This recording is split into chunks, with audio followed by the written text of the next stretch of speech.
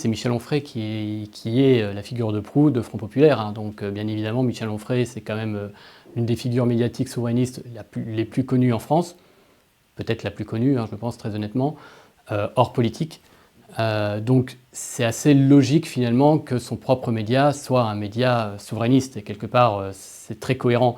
Après, ça n'empêche pas qu'également, pour répondre à ta première question, oui, ça comble un manque, parce que tu n'avais pas de médias ouvertement souverainistes. Alors tu avais quand même des médias qui s'en rapprochaient. Encore une fois, je vais te reciter Marianne, qui est peut-être l'exemple le plus proche de cette vision souverainiste, mais de médias purement souverainistes, il n'y en avait pas en France. D'ailleurs, de toute façon, le souverainisme, honnêtement, est revenu à la mode depuis la crise du Covid et depuis la crise ukrainienne, mais avant, se dire souverainiste, c'est pas forcément un grand avantage. Donc on a mené un combat au départ qui était